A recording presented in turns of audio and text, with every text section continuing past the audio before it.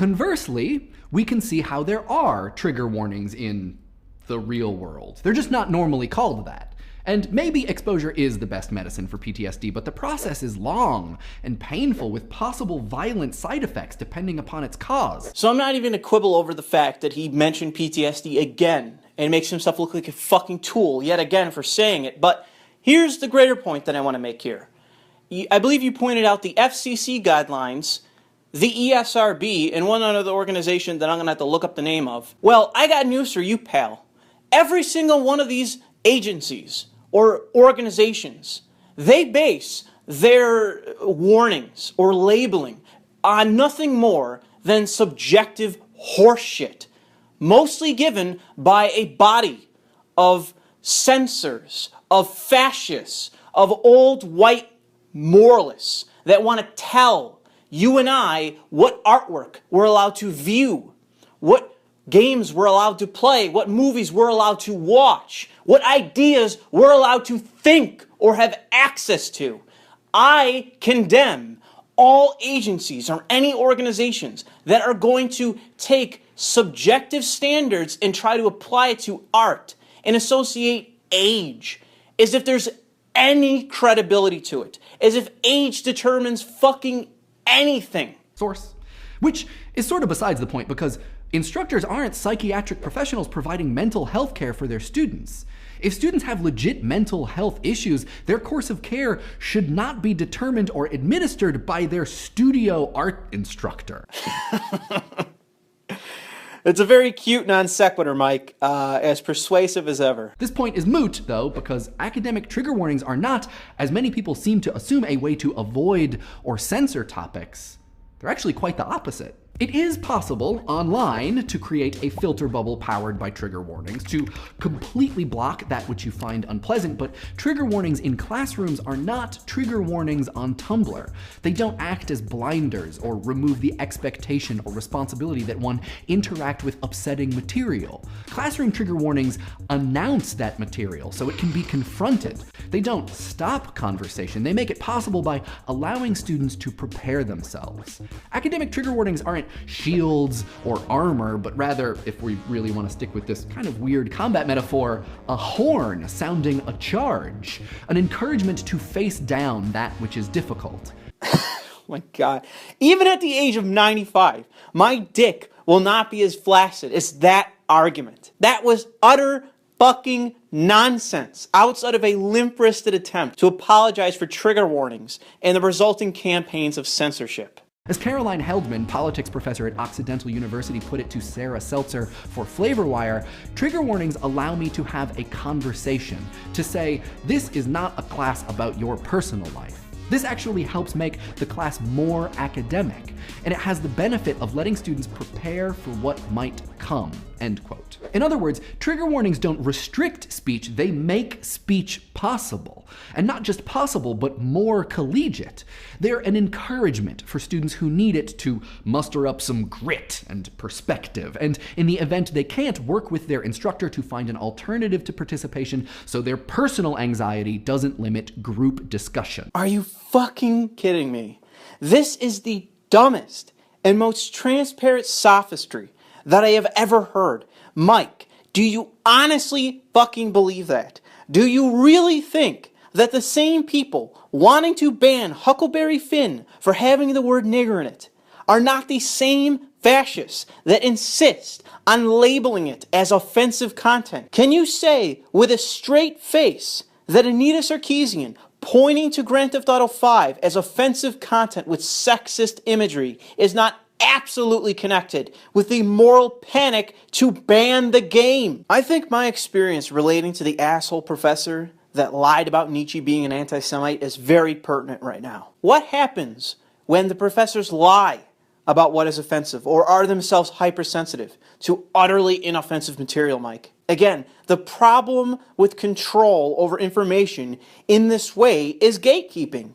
If I falsely flag neoclassical economics as imperialist, racist, classist, sexist, and yada yada, what position does that put me in to persuade my young, captive audience in terms of bias? This limits information because the standard is given to the professor, or in the case of many universities, the student body, to determine what is and isn't offensive with material that cannot possibly be objectively offensive. It's teaching what it is, not pushing a bias, which is what trigger warnings absolutely intend to do. When you start associating negative things with something, it is going to lead to a bias. The first thing that I did after my professor referred to Friedrich Nietzsche as an anti-Semite was look that up. Because I was worried that, wow, I agree with a lot of what this guy has to say in terms of philosophy, but I don't want to be associated with a fucking anti-Semite piece of shit. I don't want to be a bigot. And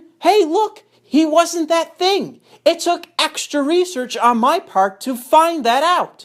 So no, I don't think that this is going to lead to more conversation and opening doors for intellectual curiosity. No, I think it's going to poison the well of specific things that are crucial for educating a person. Moreover, Mike, what amazes me is the fact that you never talk about a single one of these issues. You quickly brush over my argument, basically, which is free thought, bar none, should be at every institution. But the real issue here is that why haven't you brought this up? Why haven't you actually given a single caveat to what is wrong with this completely indefensible horseshit from Tumblr? This is nothing more than an attempt to associate negative terms with art. It's going to poison the description of these things, of these books, or of this material, of the course, of the education. You would probably claim to some capacity to be liberal. Have you ever heard of being open-minded? You ever heard of that notion? Not prejudging things? Because that's what bigots and ignorant shits do. So don't give me the shit as if this is going to be impartial, if this is going to be in any way objective. This is going to be used to slander specific artists, specific philosophers, specific individuals. It's going to be abused. You stupid fucking goony cunt! Of course, I think lots of discussion about trigger warnings isn't really about trigger warnings. It's sort of the same way a couple might argue at the grocery store about what kinds of apples to buy. They're not really arguing about apples. They're navigating a whole complex network of preference, economics, personal history, memory, probably even aesthetics. It's never really about apples. The apples just kind of get caught in the middle and become a symbol for them working through their stuff.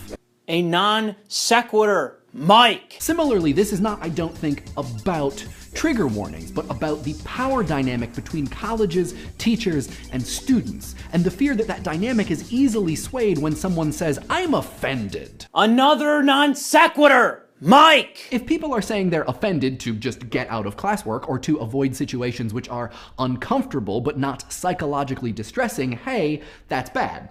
Don't do that. But there is a view of the college teacher-student relationship that positions students not unlike customers. They're paying money, they should be made happy, and colleges should regulate accordingly to make sure that that's the case. Another view says that colleges are purpose-built for confronting difficult ideas, and avoiding those ideas is missing the point entirely, if not ruining the world.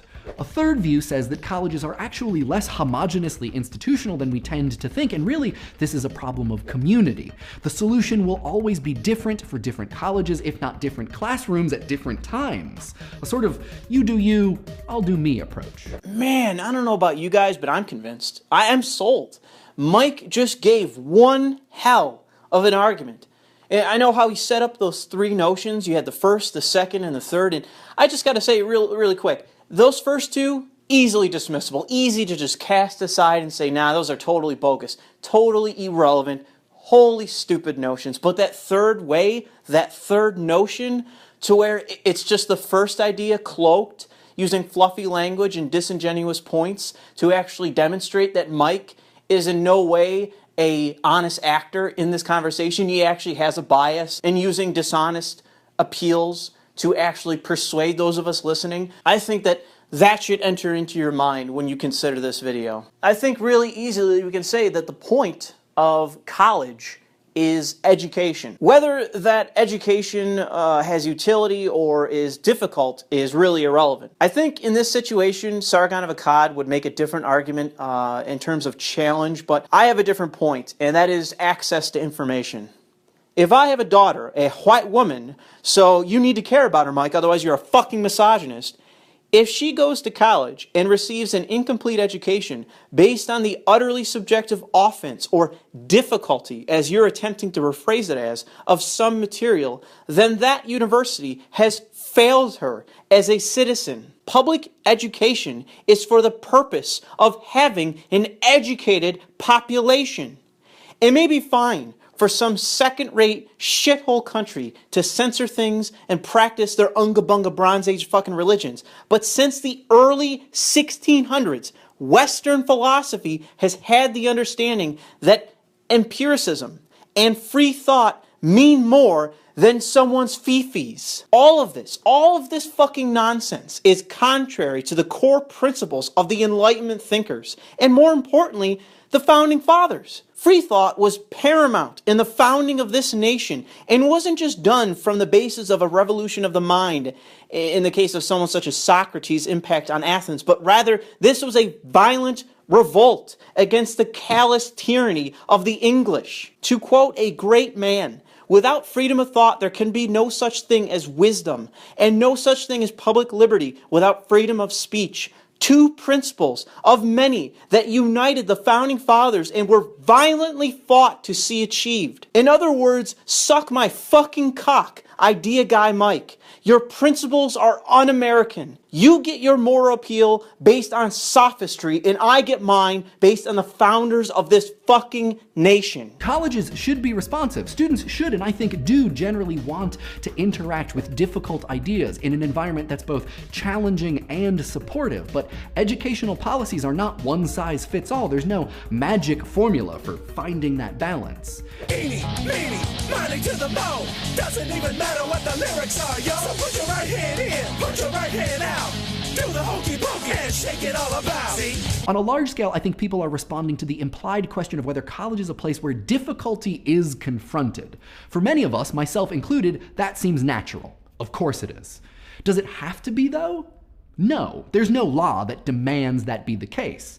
But on a different scale, there's a question of whether that which is difficult or disturbing in general is being naturalized. This has to be one of the, if not the most embarrassing moments in the video, to where he has taken the word offense and has attempted to replace it with the word difficulty, as if it is not the most obvious attempt at an intellectual sleight of hand, and just completely shows that he's in no way an honest actor. He is in no way trying to make a genuine argument.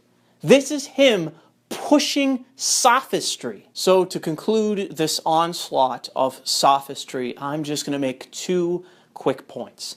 The first is that I think a lot of this, in relation to trigger warnings and safe spaces, relates to the amount of dumb cunt bourgeois kids that are getting into these universities and attempting to sanitize their education down to some mediocre standard so that they can feel comfortable. I don't believe any of this bullshit about trauma.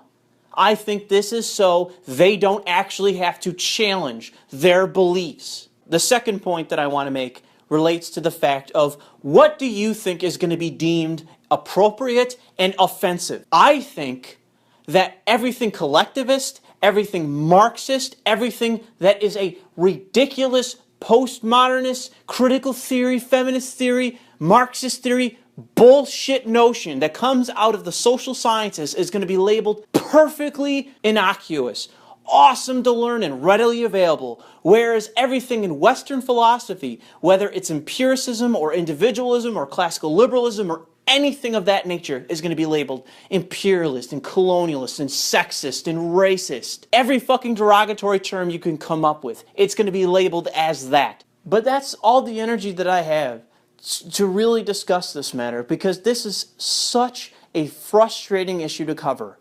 But it continues. It continues on, and for the life of me, I don't know if it's ever going to go away.